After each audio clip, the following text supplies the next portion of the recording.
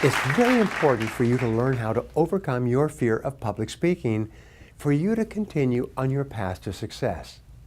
Now, it's normal and natural for you to be nervous about public speaking. Everybody is, but you must overcome that fear to improve your presentation skills. According to the Guinness Book of Records, 54% of American adults rank public speaking ahead of the fear of death among life's major fears.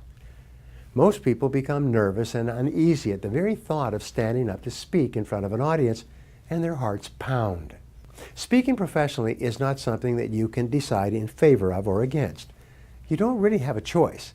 If you want to realize your full potential in the world of business, you must learn how to improve your effective communication skills to better get your message across to other people.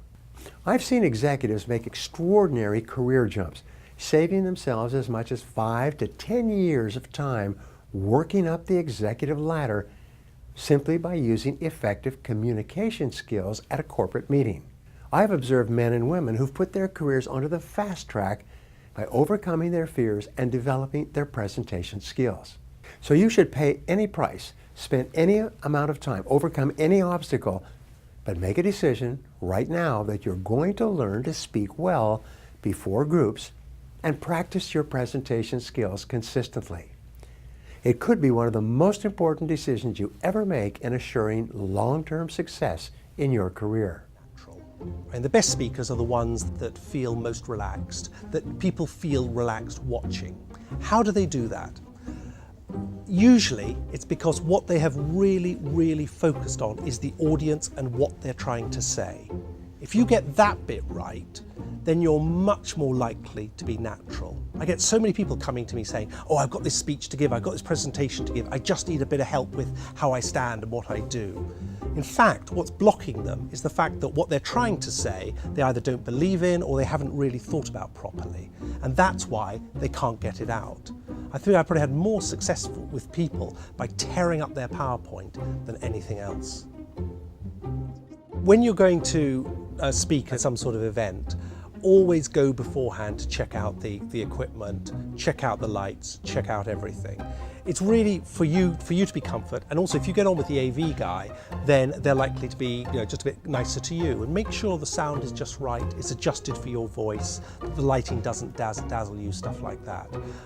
Always go there beforehand and run through with it. And if you've got any video or materials you're going to use, you can talk it through with them, what the cues are, how you're going to be introduced, how you'll start, how you'll finish. To build rapport with your audience is a very important part of giving a good presentation. That is, first of all, to do with the research you do. So you know the audience, you know what's important to them. Second, it's about what you say in the first 2 or 3 minutes. Those little things that you say that show that you care about the audience, you understand their issues, and you're going to help them over the next few minutes.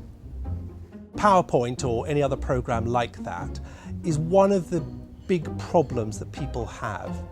So often I've heard people say, this is my presentation, and they show me this big stack of slides. That's not your presentation. You are the presentation. Those are just visual aids. When we work with people at Benjamin Associates, we often take away their PowerPoint to start with, get them to deliver their presentation, just them talking, and then afterwards, maybe we introduce the visual aids. So if you've got a speech coming up, or a talk or a presentation coming up, the worst thing you can do is switch on PowerPoint. Get a blank sheet of paper, plan what you're going to say, and then the very last thing you do is think, what visual aids can I use to help me get my point across? The close of a speech is probably the second most important after the opening. You want to leave the audience on a high with either a clear idea or a clear call to action. Work out those words, exactly what you want to say, and practice that. If you're short of practice time, work on the beginning and the end, because those are the two most important parts of the speech.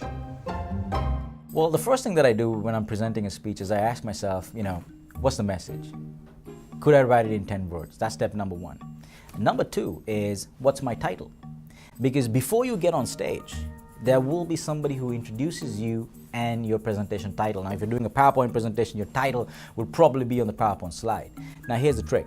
If your title tells the audience what you are going to talk about, you have a bigger chance of losing the audience. But if your title creates curiosity, now you've won the audience over. Step number 3 is basically, how can I grab the attention of the audience? First 45 seconds, can I frame my problem? Can I frame it in an innovative way? That's my step number 3. Step number 4 is, what are my 5 main points? And in all of my speeches and presentations, I don't go beyond 5. My optimum, and this is what I recommend you, is to have 3 main points in your speech or your presentation. And finally, how am I going to end it? Because I want to end it on a high because of a thing called the principle of recency. And the principle of recency is that people remember first what they hear last. So I want to end on a high, and I want to make that impactful. So that's my process. Your lips form a natural megaphone to help project sound out of your mouth. That's why it's very important to keep this stuff loose so it doesn't trap the sound inside your mouth. So we want the jaw hanging out of the way and the lips very mobilized. That is the secret to articulation, and that's where we're going now. That's the next segment of our work here. Let's take a tour of the apparatus of articulation. Now we'll do articulation and text. Can you say pa pa pa pa? Pa pa pa pa pa pa pa pa pa pa pa. Pipple pee pee, pipple pee pee, pipple pee pipple pee pipple pee pee. Pipple pee, pipple pee, pipple pee pipple pee. Ba ba ba ba. Ba ba ba ba ba. Ba ba ba ba ba ba ba ba ba. Ba ba ba ba ba ba. Bibble bee bee, bibble bee bee, bibble bee bibble bee bibble bee bee. Bibble bee bee, bibble bee, bibble bee bibble bee. Ta ta ta ta. Ta ta ta ta ta. Ta ta ta ta ta ta ta ta ta. Ta ta ta ta ta ta ta. Tittle tee tee, tittle tee tee, tittle tee tittle tee tittle tee tee. Tittle tee, tittle tee, tittle tee tittle tee tittle tee. Da da da da. Da da da da da. Da da da da da da da da da. Diddle dee dee, diddle dee dee, diddle dee diddle dee diddle dee dee. Diddle dee, diddle dee, diddle dee diddle dee diddle dee. Cup cup cup cup.